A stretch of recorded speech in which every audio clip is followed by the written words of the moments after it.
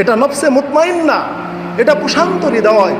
এই হৃদয় আমার কথা বললেই কেঁদে ফেলেছে, এই হৃদয় আমার ইবাদতের প্রতি সন্তুষ্ট থেকেছে, এই হৃদয় মুয়াজ্জিনের আযান শুনলে মসজিদে চলে এসেছে।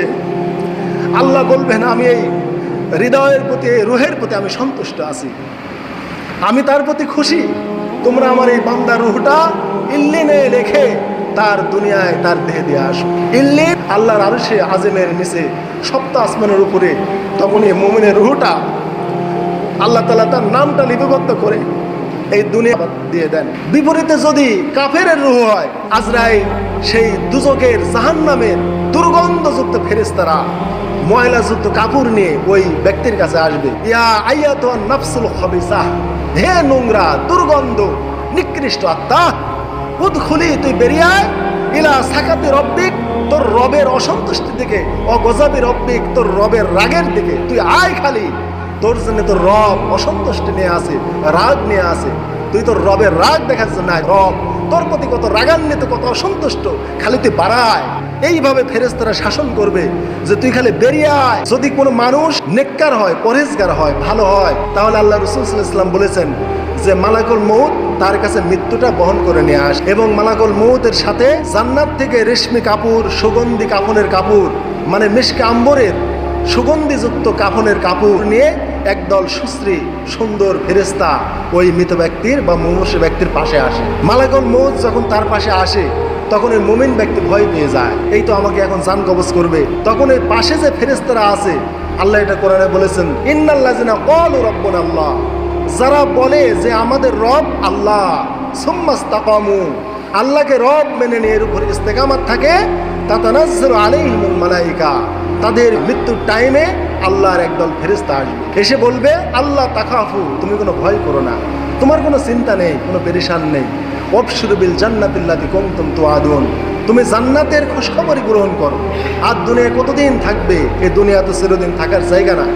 এইভাবে মালাকুল মউতের সাথে যে ফেরেশতারা থাকে, জান্নাত থেকে আসে সুগন্ধি কাপড় নিয়ে, ওরা এই মুমূর্ষু ব্যক্তিকে তারা বুঝাতে থাকে, অত্যন্ত বুঝায়া শোনাইয়া অত্যন্ত আরামের সাথে তার জানটা কবজ করার চেষ্টা করে।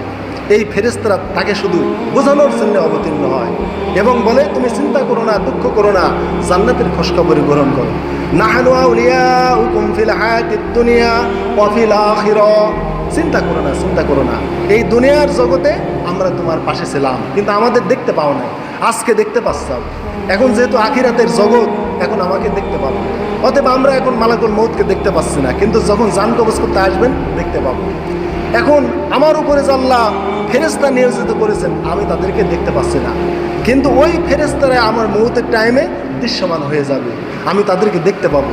এই জন্য ফেরেশতারা বলবে নাহানু আউলিয়াকুম ফিল হায়াতিদ দুনিয়া, এই দুনিয়ার হায়াতে আমরা তোমারই সাথে ছিলাম, কিন্তু তুমি দেখতে পাও না, ওইগুলো আমরা এখন দৃশ্যমান হয়ে তোমার সামনে এসেছি। ওয়াফিল আখিরাহ, চিন্তা করো না, আখিরাতেও আমরা তোমার পাশে থাকবো।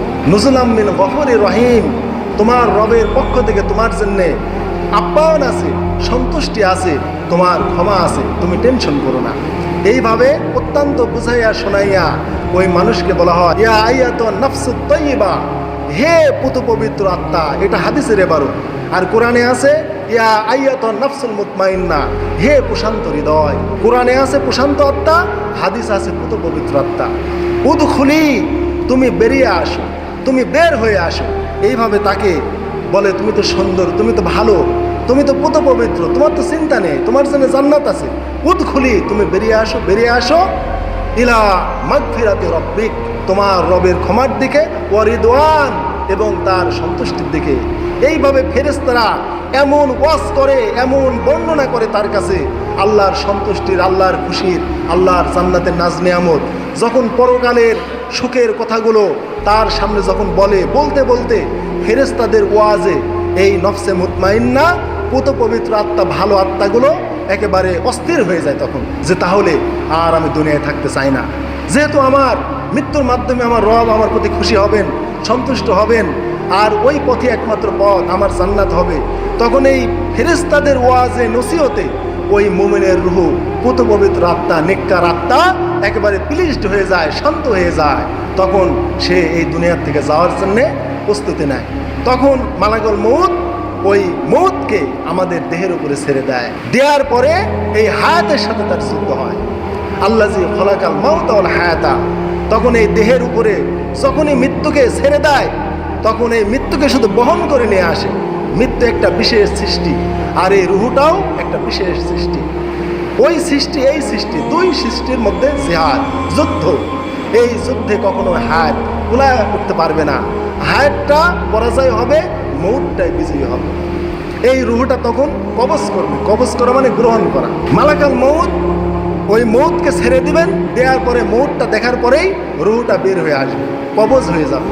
তখন মালাকুল মউত ওই রুহুটা নিয়ে তখন তার পাশে যে ফেরেশতারা ছিল ওই ফেরেশতারা হাতে দিবে। আর ওই ফেরেশতারা ওই জান্নাতি যে রেশমি কাপড়, সুগন্ধি কাপড় তারা নিয়ে এসেছিল, ওই কাপড়ের মধ্যে রুহুটা গোটায়া ফেলে। গোটায়া তারা শুকরান নেয়। কেননা ইয়া আয়াতুন নাফসুত তাইয়্যিবা, এই নাফসটা হচ্ছে তয়্যিবা, সুগন্ধ। এই নফসের মধ্যে অত্যন্ত সেন্ট রয়েছে, সুগন্ধ রয়েছে, যে সুগন্ধে মাতারা হয়ে যায় ফেরেশতারা। এই জন্য ফেরেশতারা ওই রুহুটা পেয়ে তারা সেন্ট নেয়, সুগন্ধ নেয়। নিয়ে তারা 1 সেকেন্ড দেরি করে না, দ্রুত আসমানের প্রথম আসমানে চলে যায়। যার পরে বলে যে তোমরা আসমানের দরজা খুলো। বলে যে কে, কাকে নিয়ে আসছো? তখন এই দুনিয়াতে যে নাম ধরে তাকে ডাকা হতো, ওই সুন্দর নাম ধরে বলে অমুকের সন্তান অমুককে আমরা নিয়ে এসেছি, তোমরা দরজা খুলো। আসমানের দরজা খুলে দেওয়া হবে। তখন ওই পুত পবিত্র নফসের সুগন্ধিতে আসমান ভরপুর হয়ে যাবে। ফেরেশতারা বলা বলি করবে, এই সুগন্ধ রুহ কার গো, কার? এত পবিত্র, আনো আনো একটা আমরা সুগন্ধ নেই, সুগন্ধ নেই। ফেরেশতারা তাদের স্যান্ড নেবে, সুগন্ধ নেবে, এবং ওই ফেরেশতারা দ্বিতীয় আসমান পর্যন্ত ওই রুহের পাশ যাবে।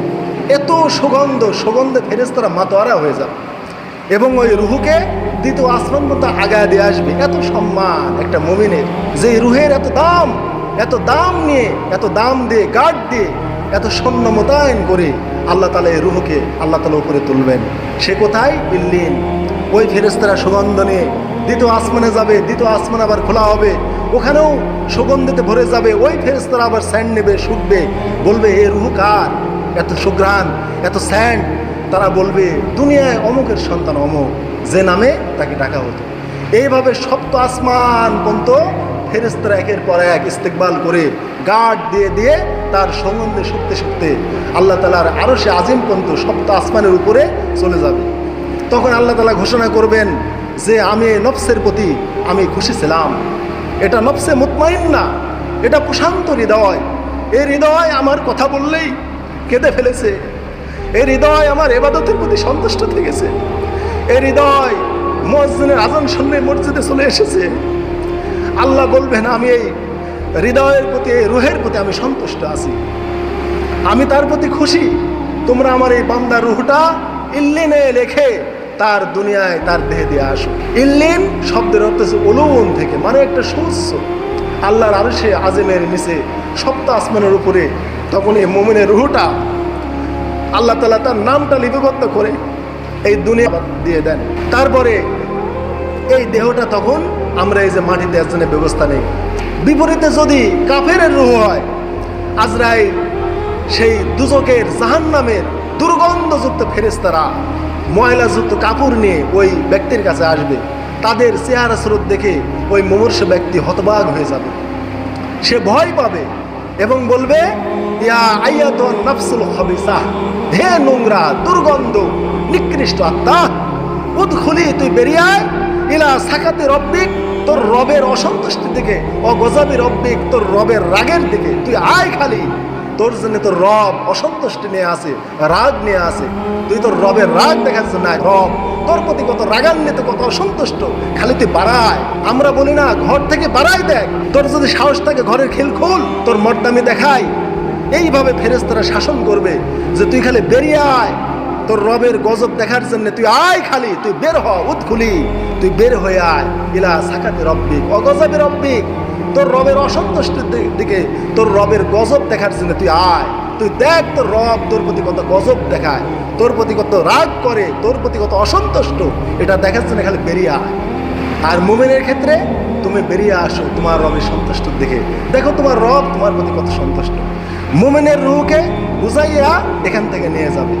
আর কাফেরের রুহকে অসন্তুষ্ট করে এমনকি আকড়া দিয়ে টেনে টেনে তার রুহকে বের করবে। ফেরেশতারা বাসিতু আইদিহিম, হাত প্রসারিত করে ঢুকায় দেবে একবারে, যে বের হো বলে বেটা, এই দেখ তোকে এখনই বের করবে। টেনে হেসড়ে ওই রুহটাকে নিয়ে তখন দ্রুত ওই দুর্গন্ধ কাপড়ের মধ্যে ঢেকে প্রথম আসমান পর্যন্ত চলে যাবে খুবই দ্রুত, এক মুহূর্ত দেরি করবে না। বলবে ফেরেশতারা এটা কে? তখন বলবে দুনিয়ার অমকের সন্তান অমক, ওই নিকৃষ্ট, ওই খবিস, আর নফসুল খবিসা, ওই নিকৃষ্ট আত্মা, ওই নিকৃষ্ট মানুষ, এটা নিকৃষ্ট আদম সন্তান এইটা। তখন আল্লাহ তাআলা কোরআনে বলেছেন লা তুফাত্তাহু লাহুম আবওয়াবুস সামা ওয়ালা ইয়াদখুলুনাল জান্নাতা, এদের আসমানের দরজা খোলার কোনো অনুমতি নাই। ফেরেশতারা বলবে এদের জন্য আসমানের দরজা খোলার অনুমতি নাই, এই দুর্গন্ধযুক্ত আত্মা আসমানে উঠতে পারবে না। আর সুগন্ধ আত্মা 7 আসমান ভেদ করে ইল্লিনে চলে যাবে আল্লাহর আরশে আজিম পর্যন্ত। প্রত্যেক আসমানে তার জন্য ইস্তেকবালের ব্যবস্থা থাকবে, কিন্তু এই নোংরা দুর্গন্ধ আত্মা প্রথম আসমানে অ্যাটাক হয়ে যাবে। ফেরেশতারা বলবে লা তুফাত্তাহু লাহুম আবওয়াবুস সামা, এদের জন্য আসমানের দরজা খোলা হবে না, ওয়ালা ইয়াদখুলুনাল জান্নাতা, এবং তারা জান্নাতে প্রবেশ করতে পারবে না। যেমন একটা সূচের ছিদ্র পথ দিয়ে উট যেমন প্রবেশ করা অসম্ভব, এদের জন্য জান্নাতে প্রবেশ এরকম অসম্ভব। তাহলে সূচের যে সুতা পরানো হয় পিছনের যে একটু ছিদ্র দিয়ে, ওই ছিদ্র দিয়ে কি উট প্রবেশ করতে পারবে? আল্লাহ কোরআনে বলেছেন ওই সূচের ছিদ্র পথ দিয়ে যেমন উট প্রবেশ করতে পারে না, এরাও এরকম জান্নাতে প্রবেশ করতে পারবে না। তখন আল্লাহ বলবেন একে দ্রুত সিজ্জিনে নিয়ে যাও।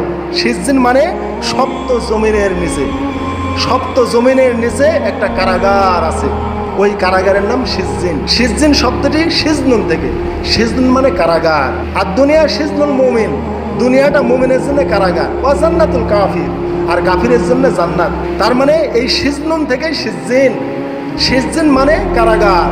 ওই কারাগারে সপ্ত জমিনের নিচে তার রুহটা লিপিবদ্ধ করে দুনিয়ার দেহে দেওয়া হয়। এইবার আল্লাহ রাসূল সাল্লাল্লাহু আলাইহি ওয়াসাল্লাম বলেছেন মানুষ মরে যাওয়ার পর তোমরা আর মোটেও দেরি করো না, দ্রুত তোমরা তাকে দাফন করে ফেলো। যদি সে মুমিন হয়, নেককার হয়, তাহলে তোমরা তাকে জান্নাতে তোমরা তাকে তাড়াতাড়ি পৌঁছে দিলে আসল ঠিকানায়। আর যদি সে জাহান্নামী হয়, একটা পাপিষ্ট নোংরা জাহান্নামীকে তোমরা তোমাদের এই দুনিয়া থেকে, তোমাদের কাঁধ থেকে তাড়াতাড়ি তোমরা বোঝা নামিয়ে দিলে। অতএব নেককার হোক বদকার হোক, কোনো মানুষ মরে গেলে তাকে রাখতে হয় না, দ্রুত তার লাশটা দাফন করে ফেলতে হয়। এবার যখন কবরে এই মায়েতকে দাফন করা হয়, যদি সে মুমিন হয়, আল্লাহ রাসূল সাল্লাল্লাহু আলাইহি ওয়াসাল্লাম বলেছেন তখন মুমিন হলে তার নামাজ এই মাথার দিকে যায়, কোরআন তার ডান দিকে, যাকাত তার বাম দিকে, নফল দান সদকা এগুলো পায়ের দিকে যায়। আর কবর আযাব তখন চলে আসে, এসে মাথার দিক থেকে ওই মুমিনে আযাব দিতে চায়। তখন নামাজ বলে এদিক দিয়ে আসার কোনো পথ নাই, এ লোকটা নামাজি, আমি মাথার দিক দিয়ে আমি আসতে দেব না। যখন ডান দিক দিয়ে যখন আযাব আসতে চায়, তখন কোরআন বলে আমি এই পাশ দিয়ে আমি আসতে দেব না। যখন বাম পাশ দিয়ে আসতে চায়, যাকাত বলে আমি এই দিক দিয়ে আমি আসতে দেব না।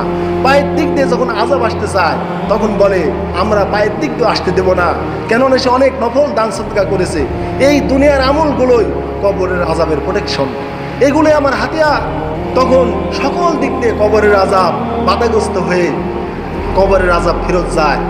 তখন আল্লাহ তাআলার পক্ষ থেকে আল্লাহ রাসূল বলেছেন যে যখন মাটি দিয়ে তোমরা চলে আসো, ওই মুমিন তখন কবরে কান পেতে যে মানুষগুলো মাটি দিয়ে চলে আসে, ওদের পায়ের আওয়াজ, জুতার আওয়াজ, স্যান্ডেলের আওয়াজ সে কবর থেকে শুনতে পায়, যে আমাকে মাটি দিয়ে আমার আহাল পরিবার পরিজন, আমার সন্তান সন্ততি, আমার বাপ, আমার আহাল পরিবার, সমাজের লোক আমাকে ছেড়েই তো চলে যাচ্ছে। সে সব কিছু কবর থেকে কান ফেলায় ওই জুতার আওয়াজগুলো শুনতে থাকে। এই শুনতে শুনতেই মুনকার নাকির নামক দুজন ফেরেশতা তার কবরে চলে আসে। এই মুনকার নাকিরের হাদিসে আছে চোখগুলো ডেকচির মতো বড় বড় এবং তাদের দাঁতগুলো তো চোখা, ওইগুলোতে তারা মাটি করে কবরে প্রবেশ করে। তাদের চোখগুলো নীলবর্ণের, তাদের কণ্ঠটা বজ্র গর্জনের মতো, তাদের চোখের পলকটা বিদ্যুতের মতো, কারো ক্ষমতা নাই যে তাদের চোখের দিকে তাকাবে। এইরকম ভয়ঙ্কর চেহারা নিয়ে কাফেরের দেহে মুনকার নাকির আসে, আর মুমিনের দেহে সুন্দর অবয়ব নিয়ে মেহমানের সাজে সজ্জিত হয়ে এসে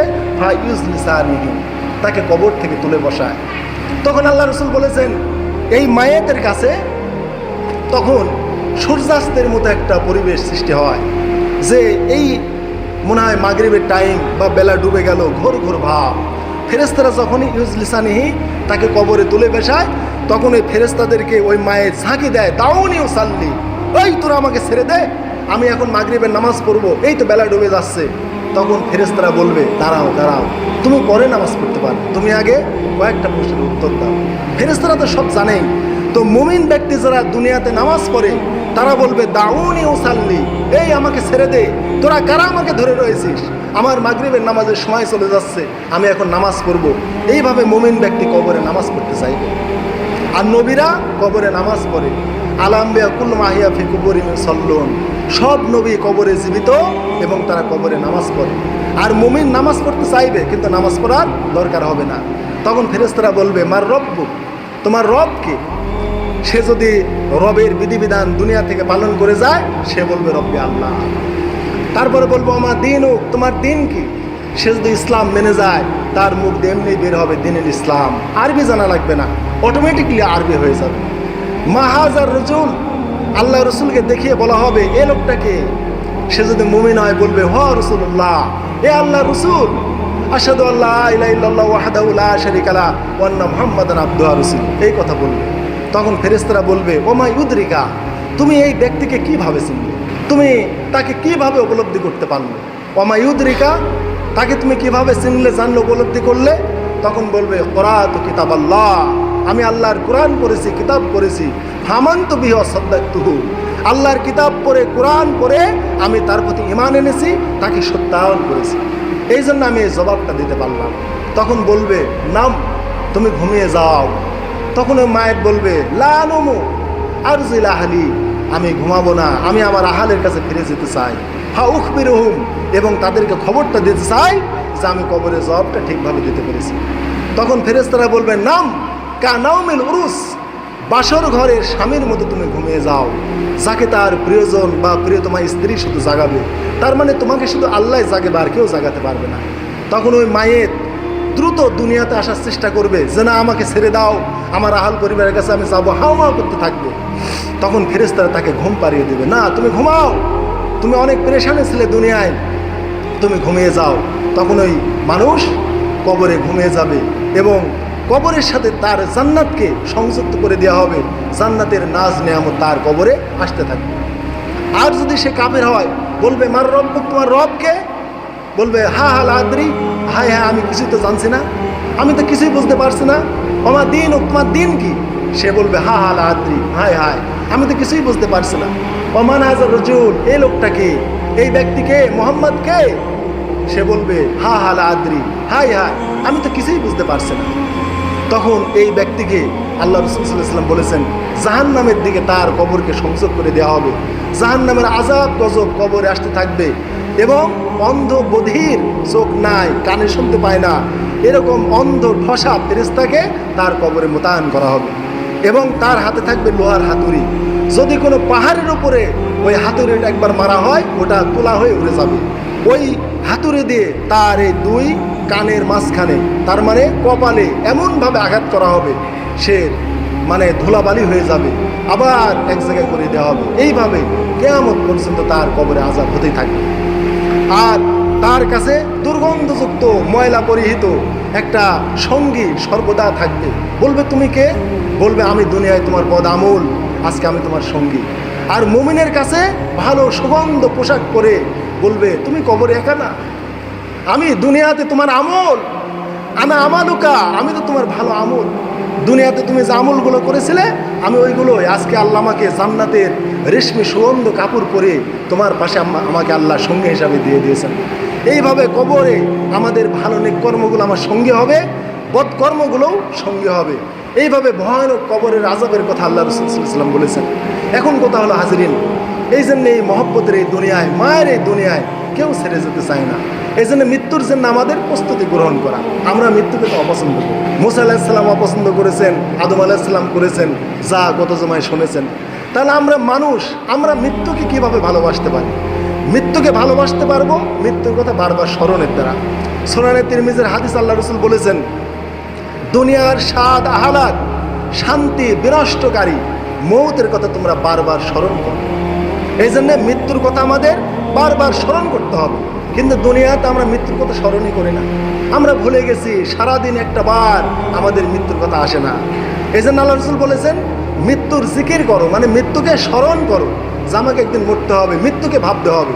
যদি দুনিয়াতে আমরা মৃত্যুকে ভাবি তাহলে আমার মৃত্যু সহজ হবে, আমার কবর সহজ হবে। আর মৃত্যুকে যদি আমরা না ভাবি তাহলে মৃত্যু ভয়ানক হবে, কঠিন হবে।